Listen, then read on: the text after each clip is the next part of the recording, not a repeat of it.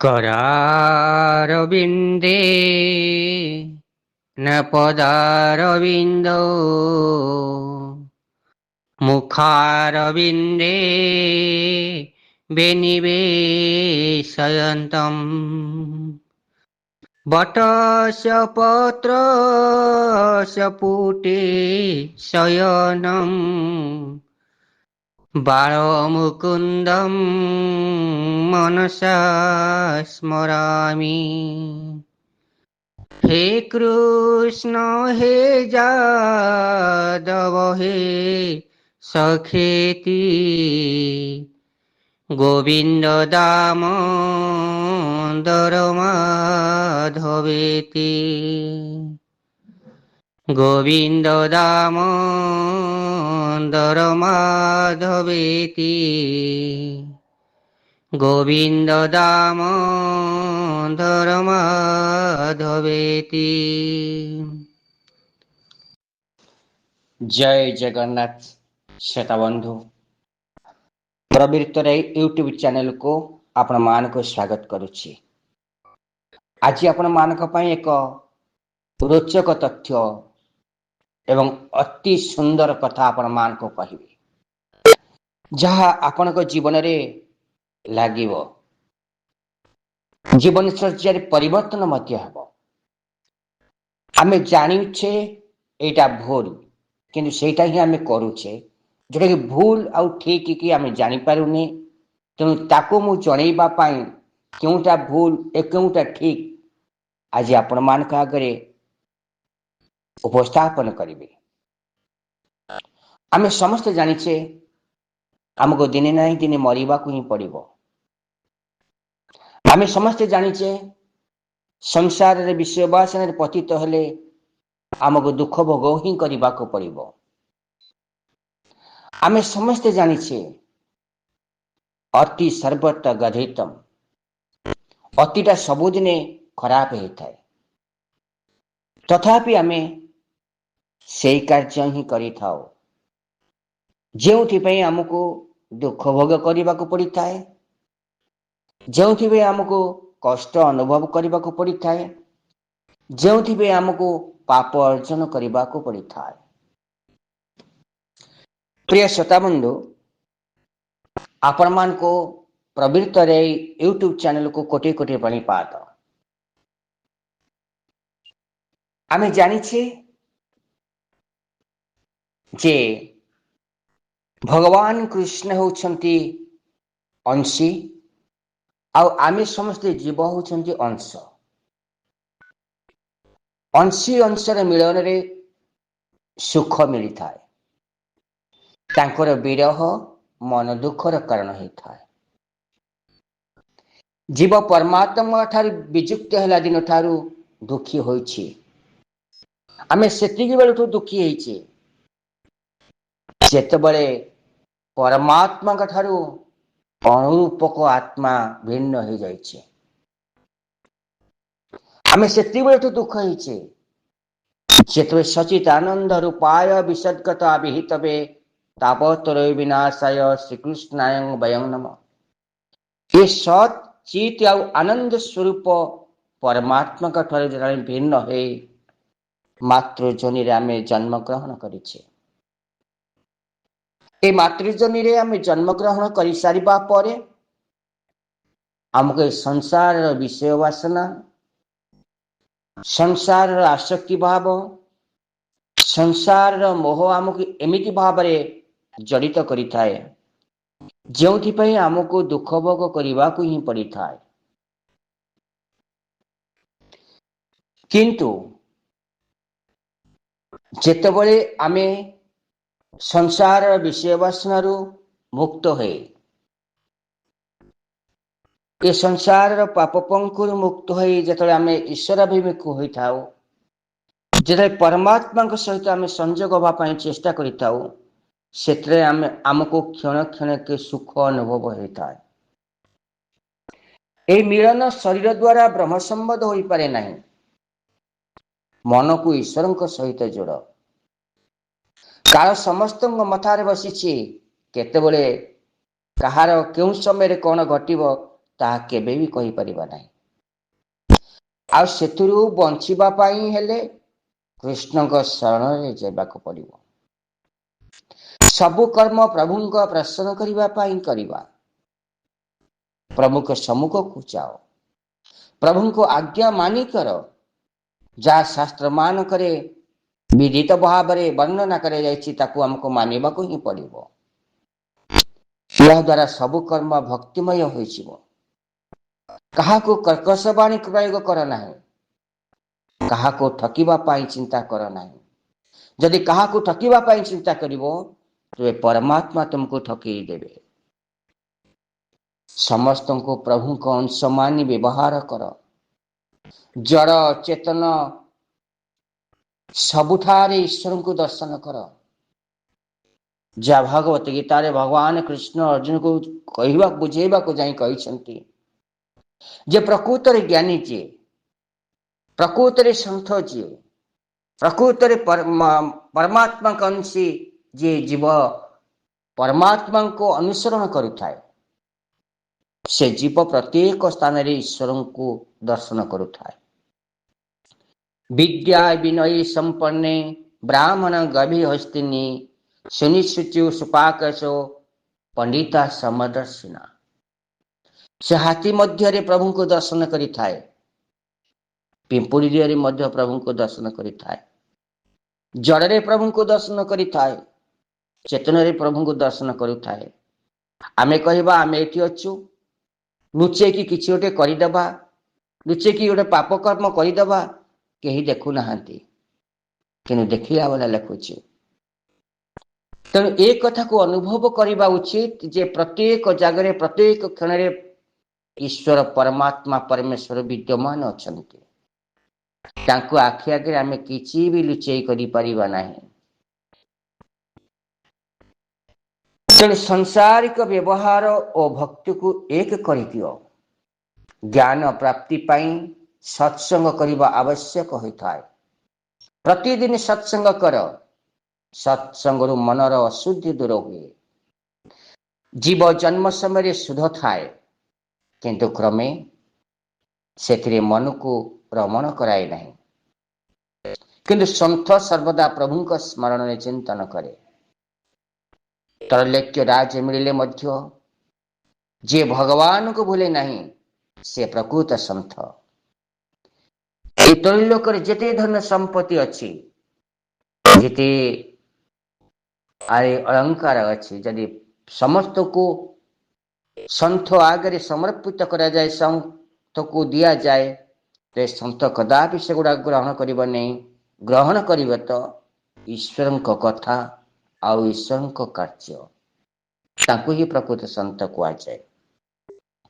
ତେଣୁ ଆମେ ଉପରେ ଦେଖେଇଲା ଭଳିଆ ଭକ୍ତି ଭାବ କରିବା, ଗିରି ବସ୍ତ୍ର ଧାରଣ କରିଥିବା, ଚିତା ଚୈତନ୍ୟ କାଟିଥିବା, ମାଳ ପରିଧାନ କରିଥିବା, କିନ୍ତୁ ମନ ମଧ୍ୟରେ ସଂସାରିକ ବିଷୟ ବାସନା ଥିବ,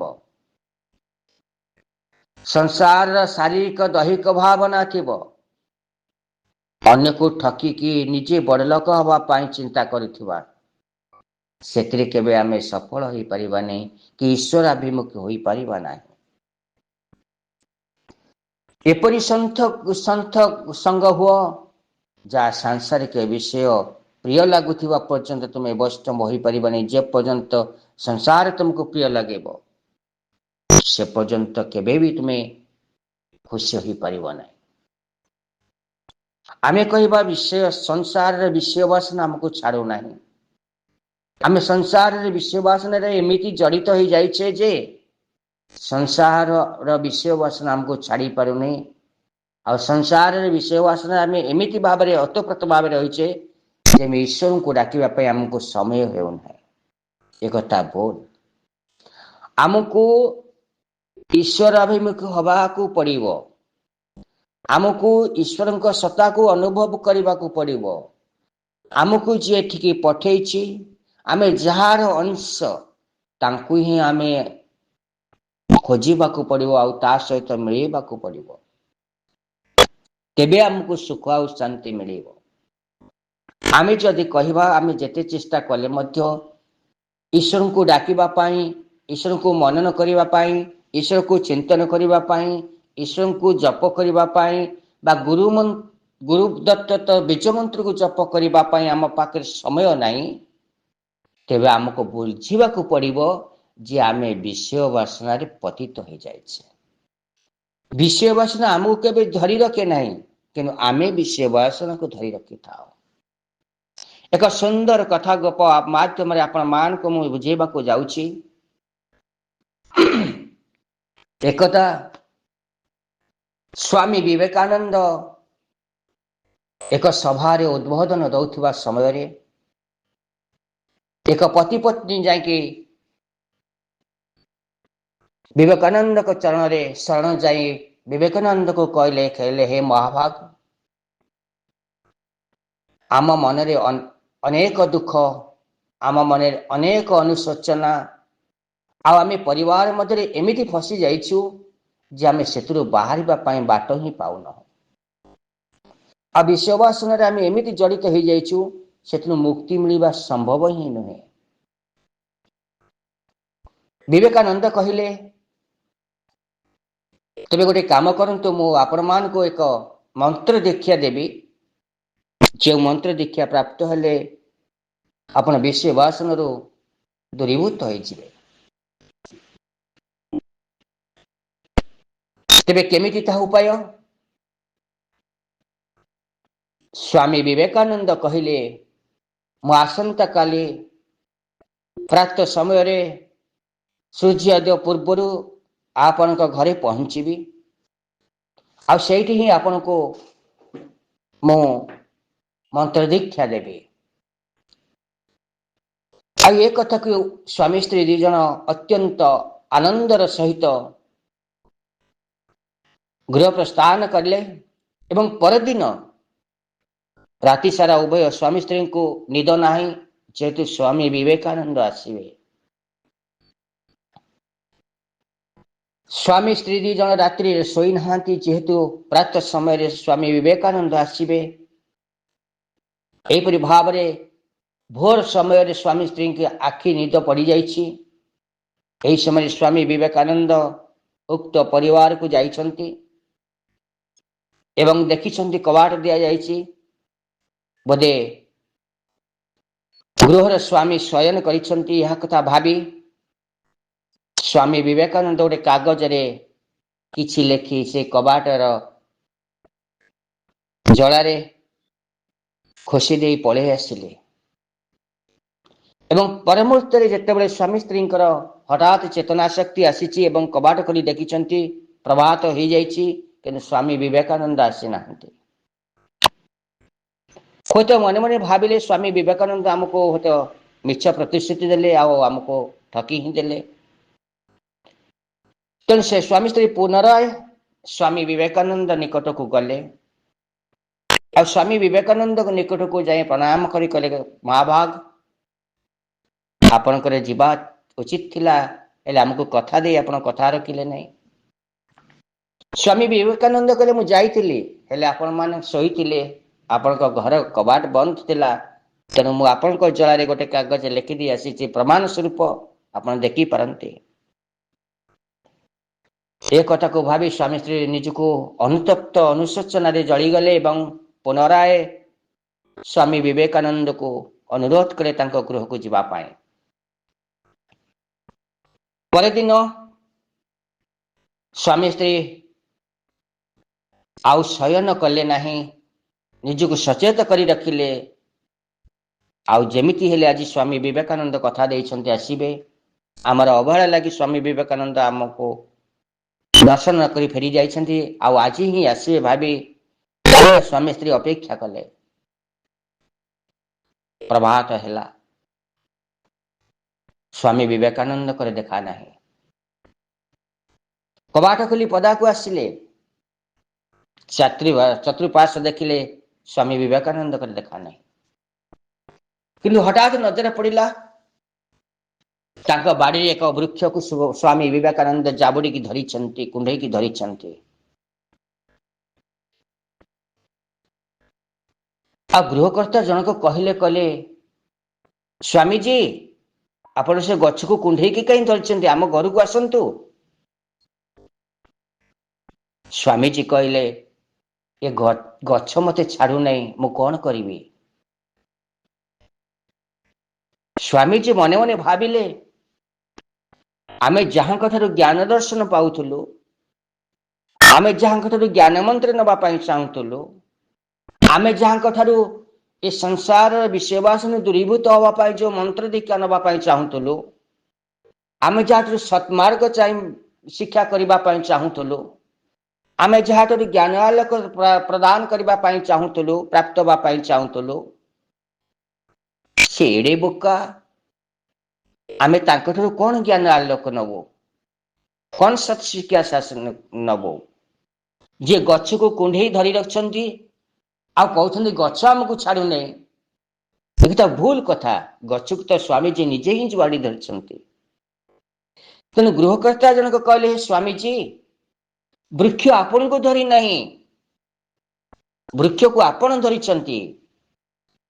ଆପଣ ହାତ ଖୋଲି ଦିଅନ୍ତୁ, ଦେଖିବେ ବୃକ୍ଷ ଆପଣଙ୍କୁ ଛାଡ଼ିଦେବ। ଆଉ ସ୍ୱାମୀଜୀ ଗୃହକର୍ତ୍ତାଙ୍କ ଠାରୁ ସେଇ କଥା ଶୁଣି ସାରିବା ପରେ ନିଜ ହାତକୁ ଖୋଲା କରିଦେଲେ ଏବଂ ଗଛ ଠାରୁ ଦୂରତ୍ୱ ହେଇଗଲେ। ପୁଣି ଆସିଲେ ପୁନରାୟ ଉକ୍ତ ଗୃହକର୍ତ୍ତାଙ୍କ ପାଖକୁ ଏବଂ ଉକ୍ତ ଗୃହକର୍ତ୍ତା ସ୍ୱାମୀ ସ୍ତ୍ରୀ ସ୍ୱାମୀଜୀଙ୍କୁ ପ୍ରଣାମ କଲେ, ପାଦଧୂତ କରିଦେଲେ, ଆଉ ନିଜ ଆସନରେ ନେଇ ବସାଇଲେ। ସ୍ୱାମୀଜୀ କି କହିଲେ, ଗୃହକର୍ତ୍ତା କଲେ, ସ୍ୱାମୀଜୀ, ଆପଣ ଜଣେ ବିଜ୍ଞ, ପ୍ରାଜ୍ଞ, ପଣ୍ଡିତ, ସତ୍ଶିକ୍ଷା, ସତ୍ଶାସ୍ତ୍ର, ସତ୍ମାର୍ଗ ପ୍ରଦାନ କରିଛନ୍ତି ସଂସାରକୁ। କିନ୍ତୁ ଏ ଛୋଟିଆ କଥାରେ ଆମେ ଅନୁଭବ କଲୁ ଯେ ଆପଣ ସତରେ କଣ ଜ୍ଞାନୀ, ଆପଣ ସତରେ କଣ ଶସ୍ତ୍ରାସ୍ତ୍ର ଶସ୍ତ୍ର ଜ୍ଞାନ ପ୍ରଦାନ କରୁଛନ୍ତି ଲୋକମାନଙ୍କୁ ଏ ସଂସାରର ମୋହମାୟାରୁ ମୁକ୍ତ କରିବା ପାଇଁ, ପାପ ପଙ୍କରୁ ମୁକ୍ତି କରିବା ପାଇଁ, ଈଶ୍ୱରବମୁଖୀ କରିବା ପାଇଁ। ସ୍ୱାମୀ ବିବେକାନନ୍ଦ କହିଲେ, ଏଥିରେ ଭୁଲ ରହିଲା କୋଉଠି? ଆଉ ସେ ଗୃହକର୍ତ୍ତା ଜଣକ କହିଲେ, ସ୍ୱାମୀଜୀ, ପ୍ରଭାତ ସମୟରେ ଆମେ ଆପଣଙ୍କୁ ଯାହା ଦେଖିଲୁ ଯେ ଆପଣ ଗୋଟେ ଗଛକୁ କୁଣ୍ଢେଇକି ଧରିଛନ୍ତି, ଅଥଚ କହୁଛନ୍ତି ଗଛ ମତେ ଛାଡୁନାହିଁ ବୋଲି, ଏହା କେମିତି ସମ୍ଭବ? ଏଥିରୁ ଆମେ କଣ ଶିକ୍ଷା କରିବୁ? ଆପଣଙ୍କ ଠାରୁ ଆମେ କଣ ଦିବ୍ୟ ଜ୍ଞାନ ପ୍ରାପ୍ତ ହବ? ସ୍ୱାମୀଜୀ ହସିଲେ, କହିଲେ, ହେ ମହାଭାଗ, ବୃକ୍ଷକୁ ମୁଁ ଯେପରି ଜାବୁଡ଼ି ଧରିଥିଲି ଆଉ କହୁଥିଲି ଯେ ବୃକ୍ଷ ମତେ ଛାଡୁନାହିଁ ବୋଲି, କିନ୍ତୁ ବୃକ୍ଷକୁ ମୁଁ ଜାବୁଡ଼ି ଧରିଥିଲି। ଆପଣ ଯୋଉ କହିଥିଲେ ଯେ ସଂସାରର ବିଷୟ ବାସନରେ ଆମକୁ ଏମିତି ଭାବରେ ଜାବୁଡ଼ି ଧରିଛି ଯେ ଆମେ ମୁକ୍ତ ହେଇପାରୁନାହୁଁ, ପ୍ରକୃତରେ ସଂସାରର ବିଷୟ ବାସନା ଆପଣଙ୍କୁ ଜାବୁଡ଼ି ଧରି ନାହିଁ, ଆପଣ ହିଁ ଜାବୁଡ଼ି ଧରିଛନ୍ତି ସଂସାରର ବିଷୟ ବାସନାକୁ। ଯେପରି ମୁଁ ବୃକ୍ଷ ମତେ ଧରି ନଥିଲା, ମୁଁ ବୃକ୍ଷକୁ ଜାବୁଡ଼ି ଧରିଥିଲି, ସେହିପରି ଭାବରେ ଆପଣ ଏ ସଂସାରର ବିଷୟ ବାସନକୁ ଆପଣ ଜାବୁଡ଼ି ଧରିଛନ୍ତି। ଆପଣ ସଂସାରରେ ବିଷୟ ବାସନା ଯେତେବେଳେ ମୁକ୍ତ ହୋଇଯିବେ, ସେତେବେଳେ ସଂସାର ଆପଣଙ୍କ ଠାରୁ ମୁକ୍ତ ହୋଇଯିବ। ଯେପରି ପଙ୍କ ମଧ୍ୟରେ ପଙ୍କଜ ସୃଷ୍ଟି ହେଇଥାଏ, ଆଉ ସେ ପଦ୍ମ ଫୁଲ ଯେତେବେଳେ ପଙ୍କରୁ ସୃଷ୍ଟି ହେଇଥାଏ, ସେ ପଦ୍ମ ଫୁଲ ଏତେ ସୌନ୍ଦର୍ଯ୍ୟ ଥାଏ ଯାହା ସୂର୍ଯ୍ୟନାରାୟଣଙ୍କର ପତ୍ନୀ ରୂପରେ ପ୍ରତିଭାତିତ ହେଇଥାଏ। ନା ଜଳ ତାକେ ସ୍ପର୍ଶ କରିଥାଏ, ନା ପଙ୍କ ତାକେ ସ୍ପର୍ଶ କରିଥାଏ, କିନ୍ତୁ ସେ ସେଇଠି ସୃଷ୍ଟି ହେଇଥାଏ। ଠିକ ସେହିପରି ଭାବରେ ସଂସାରରେ ରୁହ ସତ, କିନ୍ତୁ ସଂସାରୀ ହୁଅ ନାହିଁ। ସଂସାରର ମୋହମାୟାରେ ଫସ ନାହିଁ। ସଂସାର ଈଶ୍ୱରଙ୍କର, ଯାହା ଘଟୁଛି ଈଶ୍ୱରଙ୍କ ଦୟାରୁ ଘଟୁଛି, ଯାହା ଘଟିବ ଈଶ୍ୱରଙ୍କ ଦୟାରୁ ଘଟିବ, ଆଉ ଯାହା ଘଟି ଯାଇଛି ଈଶ୍ୱରଙ୍କ ଦୟାରୁ ଘଟି ଯାଇଛି। ଆମେ ନିମିତ୍ତ ମାତ୍ର, ଏ ସଂସାର ତାଙ୍କର। ଏ ପୁଅ ଝିଅ, ପତ୍ନୀ, ବାପା ମା, ଭାଇ ବନ୍ଧୁ କୁଟୁମ୍ବ କେବଳ ଏହି ଜନ୍ମ ପାଇଁ। परजन्म से कौन थिले संबंध थिले कि नहीं आमे जानुना। आ पूर्व जन्म से क्यों संबंध रहिबे ता भी आमे जानुना। एई जतिकी दिन एई जतिकी समय ए जन्म रे आमे समान को सहित बीतेबा समान को सहित मिसिबा केवल एई जन्म पाए। किंतु जन्म जन्मांतर पाई साथी जदि किए थाए से परमेश्वर परम पिता व्यतीत आउ केही नुहंते। तो संसार रे रुह सत संसार रा कर्म कर परिवार को प्रतिपोषण करिवार दायित्व हमको प्रभु देइछंती। हमर कर्तव्य पितामाता सेवा करिबा पितामाता को प्रति भक्तिभाव जागृत करिबा ईश्वर रूपी पिता को पूजा करिबा पत्नी पिलामान को लालन पालन करिबा संसार भितर आमे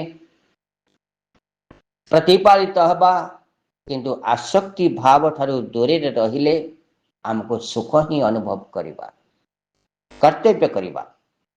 तेणु संसार प्रति आसक्ति भाव दूर रहिले हमको सुख ही मिलेगा। तेणु विषय भोग पाखरे थाई जी भोग न करे से वैष्णव होता है। त्याग समर्पण भगवान को पाइबार दुईट मार्ग जे त्याग करि पारे से समर्पण करि पारे। तेणु आम संसार को त्याग रूप में देखा परिवार को प्रतिपोषण करने सहित केंद्र संसार विषय वासना आम पतित हवा ना। आम समस्त समस्त संसार समस्त को प्रेम कर जपरी परिवार को प्रेम करुच सर्वस्व त्याग करी प्रभु को प्रेम कर सबकुछ कृपा वर्षण कर शरीर वाणी मन इंद्रिय बुद्धि तथा स्वभाव को करा जाइथिबा सब कर्म को प्रभु को समर्पित करिवार सरल मार्ग ही भागवत धर्म। संसार प्रभुंकर ए मन ही प्रभुंकर मने मनुष्यना कारण बंधन मुख्य। ए मन को जदि आम संसार भितर पुरई दबा तेबे बंधन रे पड़िबा। ए मन को जदि आम ईश्वर को पाखक समर्पित करदेबा तेबे शांति और मुक्ति प्राप्त हवा। से कथा ही भागवत रे कहा जायछि मन वचन देह चित अबाई इंद्रिय बुद्धि कृत कि बासो भाव अनुसारे जे कर्म करिए संसारे तानारायणे समर्पिब जीवर स्वधर्म ए भाव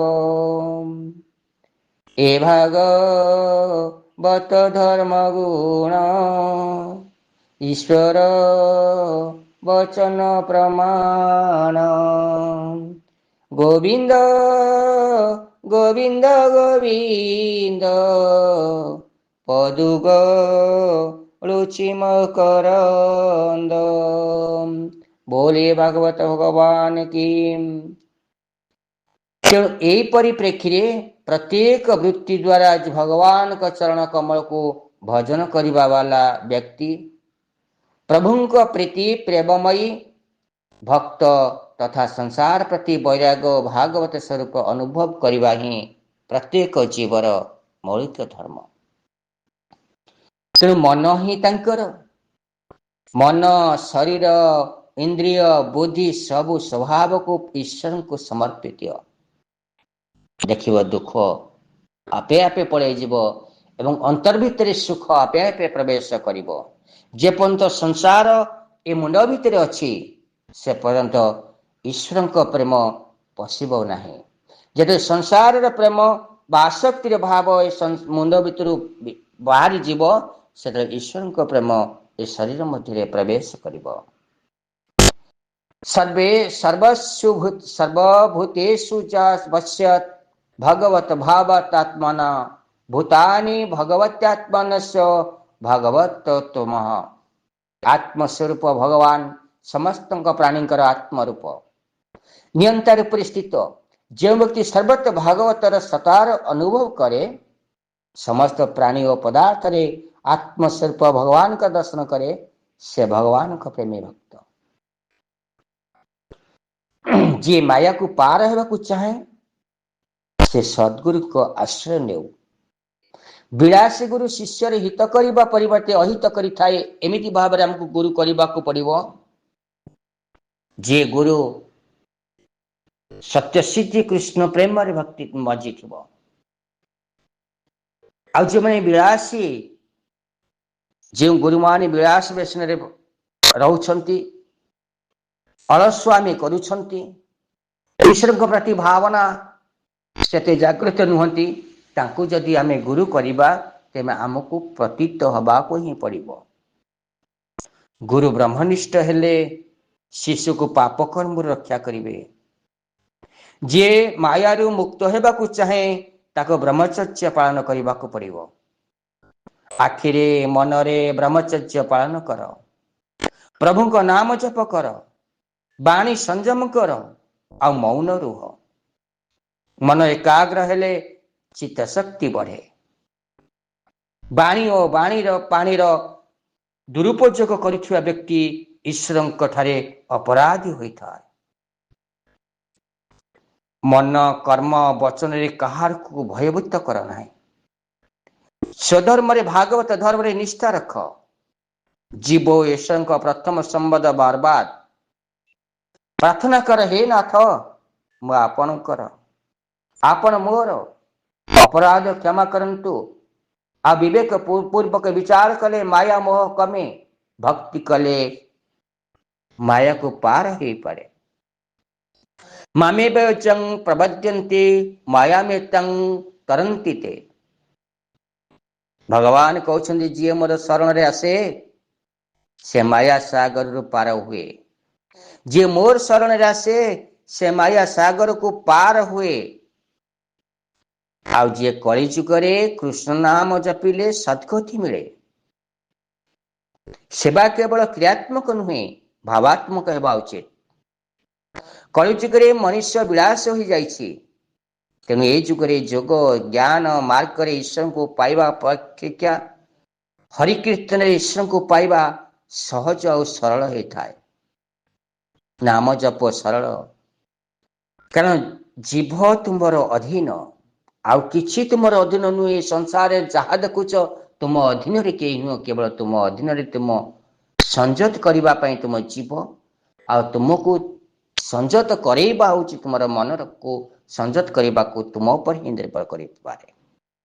आ भगवान का नाम सर्वसुलभ होइतिले मध्य अधिकांश जीव नरकगामी होइथांती। एबर आश्चर्य कथा। नरकगामी होबार मुख्य कारण होछि आमे निजे। पाप करिवार मुख्य कारण होछि आमे निजे, आ दुख पाइबार कारण होछि आमे निजे। तेणु महाभारतर वन पर्व रे यक्ष युधिष्ठिर संवाद रे यक्ष युधिष्ठिर को पचारिछंती जे जगत रे सबठारे बड़ आश्चर्य कौन। आ युधिष्ठिर भल सुंदर उत्तर देइछंती जे अहन्य अहन्य सर्वभूतानि गच्छन्ति जाम मंदिरम शेषाहा चिरत्वमिच्छन्ति किमाश्चर्यं मत्परम। नीति लोक मरुछंती किंतु जे रही जाउची से भाबुची मु चिरदिन बंची जीवी। यह सबुठारु आश्चर्य कथा। आमे देखुछे ए जन्म मृत्यु चक्र रे आमे समस्ते पड़ीछे। जन्म प्रति मुहूर्त रे आमे मृत्यु को सम्मुख रे देखुछे। पुनरपि मरणं पुनरपि जन्मं पुनरपि मातार जठरे शयनम। आमे जानिछे जन्म पर मृत्यु आसे एवं मृत्यु पर पुनः जन्म आसे। तेणु केतेबेले काहाकू कोहु मुहूर्त रे से पुरु डाकर आसीबो आमे जानि नाही। फिर भी आम मनरे आशा असुमारी आशा बड़लोक हबी, टंका पैसा सुंदर पत्नी उआस तोलिबी, କାହାଠାରୁ ଅପହରଣ କରିବି, କାହାକୁ ଠକିବି, କୋଉଠି ଚୋରି କରି ଆଣିବି, ଲୁଣ୍ଠନ କରି ଆଣିବି, ଅନେକ ଧନ ଉପାର୍ଜନ କରିବି, ବିରାଟ ବଡ଼ ଲୋକ ହେବି, ସୁଖରେ ରହିବି। ହେଲେ ସେ ବ୍ୟକ୍ତି ସୁଖରେ ରହେ? ଆପଣମାନେ ଚିନ୍ତା କରନ୍ତୁ, ଏ ସଂସାରରେ ଯୋଉମାନେ ବଡ଼ ବଡ଼ିଆ ଲୋକ ଅଛନ୍ତି, ଅନେକ ଦାମୀ ଦାମୀ ଗାଡ଼ି ଚଢୁଛନ୍ତି, ଅନେକ ଉଆସ ତୋଳିଛନ୍ତି, ବହୁତ ବହୁତ ଆପାର୍ଟମେଣ୍ଟ ତୋଳିଛନ୍ତି, ଡନଲପ ଗଦିରେ ଶୋଉଛନ୍ତି, ଆଉ ଘର ଚାରିପାଖ ଯାକ ଉଚ୍ଚା ଉଚ୍ଚା ପାଚେରୀ ତୋଳିଛନ୍ତି, ବିରାଟ ଲୁହାର ଗେଟ୍ ଲାଗିଛି, କୁକୁର ଜଗେଇଛନ୍ତି ଚୋରମାନଙ୍କୁ ଭୟରୁ ରଖିବା ପାଇଁ ଏବଂ ସିକ୍ୟୁରିଟି ଗାର୍ଡ ମଧ୍ୟ ଜଗିଛି, ସିସିଟିଭି କ୍ୟାମେରା ବି ଜଗିଛି। ତଥାପି ସେ ବ୍ୟକ୍ତି ଶାନ୍ତିରେ ଶୋଉଛି ନା ତାକୁ ଶାନ୍ତିରେ ନିଦ ହଉଛି? କିନ୍ତୁ ଯିଏ, କାହିଁକି ନା ସଂସାର ତାଙ୍କ ମୁଣ୍ଡରେ ବସିଛି, ସଂସାରର ବୈଭବ ତାଙ୍କ ମୁଣ୍ଡରେ ବସିଛି, ସଂସାରର ଧନରତ୍ନ କୋଠାଟୁ ତାଙ୍କ ମୁଣ୍ଡରେ ପଶିଛି। ତେଣୁ ଈଶ୍ୱରଙ୍କ ସତ୍ତା ତାଙ୍କ ମୁଣ୍ଡରେ ପଶିବ କେମିତି? ଜାଗା ଥିଲେ ତ। ତେଣୁ ଯେ ଗରିବ ଲୋକ, ଯିଏ ମୁଠେ ଖାଇଲେ ଆର ମୁଠାକୁ ଖୋଜିବାକୁ ପଡ଼ିଥାଏ, ସେ ଗାମୁଛା ପାରି ଶାନ୍ତିରେ ଶୋଇଯାଏ। ତେଣୁ ଡନଲପ ଗଦିରେ ଶୋଉଥିବା ବ୍ୟକ୍ତି କି ଶାନ୍ତିରେ କେବେ ନିଦ ଆସେ ନାହିଁ। ତେଣୁ ଆମେ ସମସ୍ତେ ଜାଣିଛେ ଆମେ ଦିନକୁ ଦିନେ ମୃତ୍ୟୁବରଣ କରିବା, ତଥାପି ଆମେ ପାହାଡ଼ ପରି ଧନ ସଞ୍ଚୟ କରୁଛେ, ଆଉ ଅମାପ ପାପ କରି ଆମେ ଅମାପ ଧନ ସମ୍ପତ୍ତିର ଅଧିକାରୀ ହେଉଛେ। ଧନ ସମ୍ପତ୍ତି ସଞ୍ଚୟ କରିବା ପାଇଁ, କର୍ମ କରିବା ପାଇଁ ମନା ନାହିଁ। 4 ଅପବର୍ଗ ଧର୍ମ, ଅର୍ଥ, କାମ, ମୋକ୍ଷ। ଏ ଦ୍ୱିତୀୟରେ ଆସୁଛି ଅର୍ଥ। ଅର୍ଥ ରୋଜଗାର କର, ପ୍ରଚୁର ଅର୍ଥ ରୋଜଗାର କର, କିନ୍ତୁ ସତ୍ମାର୍ଗରେ ଅର୍ଥ ରୋଜଗାର କର। ଆଉ ସେ ସତ୍ମାର୍ଗରେ ଅର୍ଥକୁ ସତ୍କର୍ମରେ ହିଁ ଲଗାଅ, ତେବେ ତୁମେ ଶାନ୍ତି ପାଇବ, ସୁଖ ପାଇବ, ଆନନ୍ଦ ପାଇବ। ତେଣୁ ମଣିଷ ଯେତେବେଳେ କୋକେଇରେ ଆମେ ମୃତ୍ୟୁ ବ୍ୟକ୍ତିକୁ ନେଇକି ଯାଉ ଶ୍ମଶାନକୁ, ଆମେ ସମସ୍ତେ କହିଥାଉ ହରି ନାମ ସତ୍ୟ ହେ, ରାମ ନାମ ସତ୍ୟ ହେ, ହରି ନାମ ସତ୍ୟ ହେ, ରାମ ନାମ ସତ୍ୟ ହେ। ଆମେ ସମସ୍ତେ କହିଥାଉ, ଆଉ ସମସ୍ତେ ଜାଣିଥାଉ, ସମସ୍ତେ ଶୁଣିଥାଉ। କିନ୍ତୁ ସେଇ ହରିନାମ ସତ୍ୟ ହେ, ରାମ ନାମ ସତ୍ୟକୁ ଆମେ କେବେ ହିଁ ଧରି ରଖୁନାହୁଁ। ଆମେ ମିଥ୍ୟାର ଆଶ୍ରୟ ନେଇଥାଉ। ମୃତ୍ୟୁ ସମୟରେ ଆମେ ସତ୍ୟକୁ ଜାଣିଲା ପରେ ଲାଭ କଣ ଥାଏ? ଆଜି ସେ କୋକେଇରେ ଗଲା, କାଲି ବି ମୁଁ କୋକେଇରେ ଯିବି। ଏତେ ଧନ ସମ୍ପତ୍ତି ରଖିଥିଲେ କଣ ସୁନାର କୋକେଇରେ ଯିବାକୁ ପଡ଼ିବ? ସେଇ 6 ଖଣ୍ଡି ବାଉଁଶରେ ଯିବାକୁ ପଡ଼ିବ। ଏତେ ଧନ ସମ୍ପତ୍ତି ସଞ୍ଚୟ କରି ରଖିଲେ, ସୁନା ଅଳଙ୍କାର ରଖିଲେ, ଆମକୁ ସୁନା ଦଉଡ଼ିରେ କଣ ବାନ୍ଧିକି ନେବେ? ସେଇ ପାଳ ଦଉଡ଼ରେ ହିଁ ବାନ୍ଧିକି ନେବେ। ଆମେ ଏତେ ଗାଡ଼ି, ଦାମୀ ଦାମୀ ଗାଡ଼ି କିଣିକି ରଖିଲେ ସୁଦ୍ଧା ଆମକୁ କଣ ସେ ଗାଡ଼ିରେ ଶ୍ମଶାନକୁ ନେବେ? ସେଇ 6 ଖଣ୍ଡି ବାଉଁଶ କୋକେଇରେ ହିଁ ଆମକୁ ନେବେ। ତୁମେ ସଂସାରରେ କାହିଁକି ଏତେ ଲୋଭ କରିବା? ସଂସାରରେ କାହିଁ ଏତେ ମୋହ କରିବା? କାହିଁକି କାହାକୁ ଠକିବା? କାହିଁକି ପାପ ଅର୍ଜନ କରିବା? କାହିଁକି ପାପ ଧନକୁ ଆମେ ଉପାର୍ଜନ କରିବା? ତେଣୁ ଯେତିକି ଦିନ ବଞ୍ଚିବା, ସୁଖରେ ବଞ୍ଚିବା, ଶାନ୍ତିରେ ବଞ୍ଚିବା, ଶାନ୍ତି ବାର୍ତ୍ତା ଦେବା, ସମସ୍ତଙ୍କୁ ଆପଣାର କରିବା, ତେବେ ଆମେ ନିଶ୍ଚିନ୍ତ ଭାବରେ ସୁଖ ପାଇବା ସହିତ ଈଶ୍ୱରଙ୍କୁ ଆମେ ପ୍ରାର୍ଥନା କରିବା, ହେ ପ୍ରଭୁ, ଏଇ ସୁଖ, ଏଇ ଶାନ୍ତି ଏ ସମାଜର ପ୍ରତ୍ୟେକ ବ୍ୟକ୍ତିଙ୍କୁ ମିଳୁ, ସେ ହିଁ ପ୍ରକୃତରେ ସନ୍ଥ। ତେଣୁ ଆଶ୍ଚର୍ଯ୍ୟ ଏଇଆ ଯେ ଅନ୍ୟକୁ ମରିବାର ଦେଖି ମଧ୍ୟ ନିଜକୁ ଅମର ମନେ କରି ଭୋଗ ବିଳାସରେ ମାତିଯିବା ବଡ଼ ଆଶ୍ଚର୍ଯ୍ୟର କଥା। ଆଉ ଦେବତା ମାନେ ପ୍ରଭୁଙ୍କୁ ସ୍ୱଧାମକୁ ଫେରିଯିବାକୁ ଯେତେବେଳେ ପ୍ରାର୍ଥନା କରନ୍ତି, ए संसार रे प्रभु जेतले निजर कर्म शेष करते उचित शिक्षा दियंती ज्ञान प्रदान करती अर्जुन को ज्ञान प्रदान कले केवल अर्जुन को नुह ए सारा संसार आमरी मानक पाए भागवत गीता जो सृष्टि होती महाभारतर से युद्ध समय अर्जुन विषाद जगरे बसी समय भगवान कृष्ण जो गीता ज्ञान प्रदान कले ताहा केवल अर्जुन को पाई नथिला ताहा थला ए सारा संसार जन समाज पाए आमरी मानक पाए आम जीवन मानुआल से जेपरी आम गोटे गाड़ी खरीदी करो ए गाड़ी गोटे मानुआल थाए किपरि भाव में चलेबा को पड़िबो किपरि भाव में ताको जत्न नबाको पड़िबो तार समस्त मानुआल तादे लेखा ही थाए सेपरि भाव में श्रीमद् भगवत गीता ए जीवन मानुआल ताको जदि आम पठन करिबा तेबे निश्चिंत भाव में आम जीवन को किपरि भाव में परिचालित करबा को पड़िबो कौन खाइबा को पड़िबो केमिति सोइबा को पड़िबो केतेबेले खाइबा को पड़िबो केतेबेले उठिबा को पड़िबो केमिति बसिबा को पड़िबो कौन कहिबा को पड़िबो केमिति कहिबा को पड़िबो ए समस्त तथ्य श्रीमद् भगवत गीता रे भगवान अर्जुन को कहिसंती केवल अर्जुन को नुह आमरी मानक पाई कहिसंती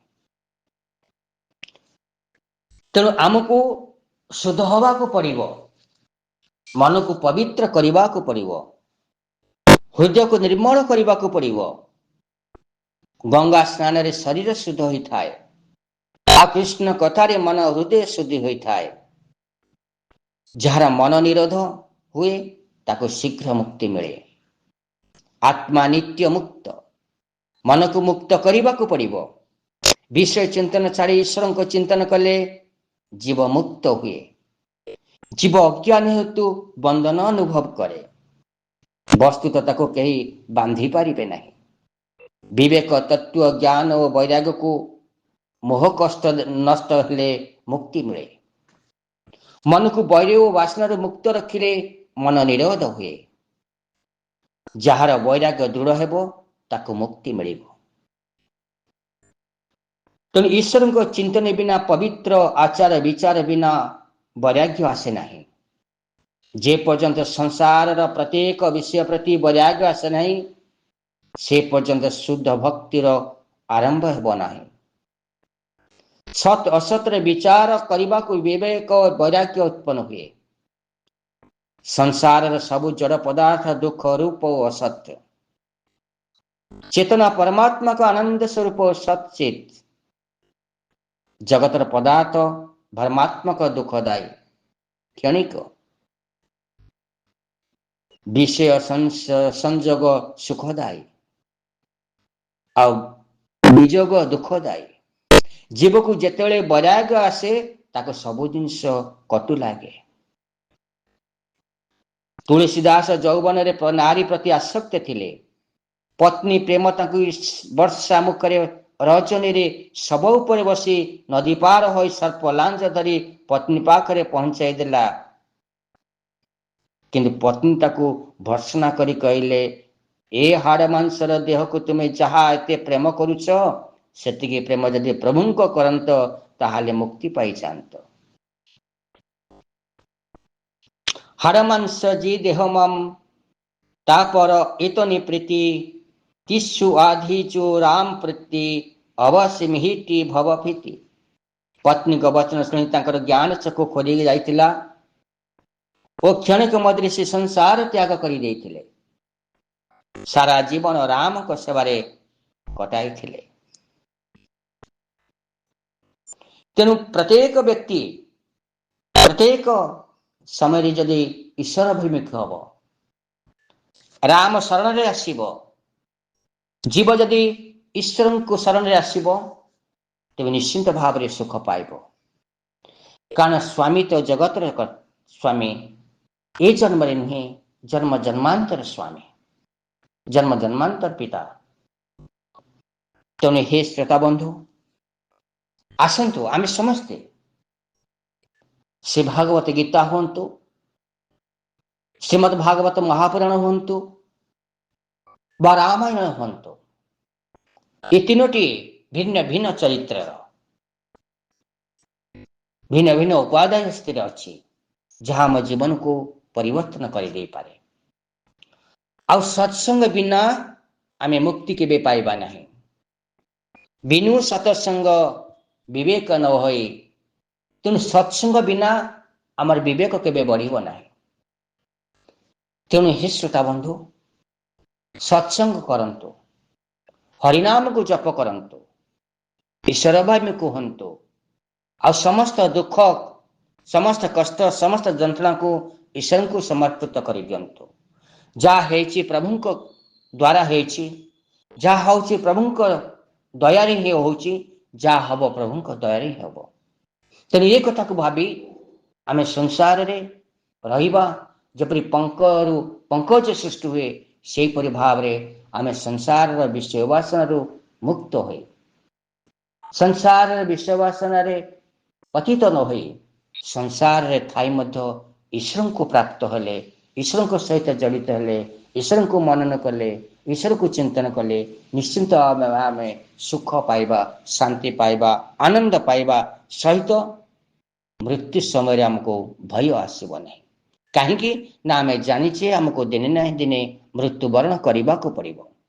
ଆମେ ଜାଣିଛେ ଦିନେ ନା ଦିନେ ଆମକୁ ଏ ସଂସାରକୁ ତ୍ୟାଗ କରିବାକୁ ପଡ଼ିବ। ଆମେ ଜାଣିଛେ ଦିନେ ନା ଦିନେ ଏ ସଂସାର ଆମର ହବ ନାହିଁ। ତେଣୁ କାହିଁକି ଆସକ୍ତି ଭାବ କରିବା, କର୍ମ କରିବା। ସଂସାର କରିଛେ ମାନେ ସଂସାର ପ୍ରତି ଆମର କର୍ତ୍ତବ୍ୟ ଅଛି। ସଂସାର ଅଛି ମାନେ ସଂସାର ପ୍ରତି ଆମର କିଛି କାର୍ଯ୍ୟ ଅଛି, ପ୍ରତିପୋଷଣ କରିବାର କର୍ତ୍ତବ୍ୟ ଭଗବାନ ଦେଇଛନ୍ତି।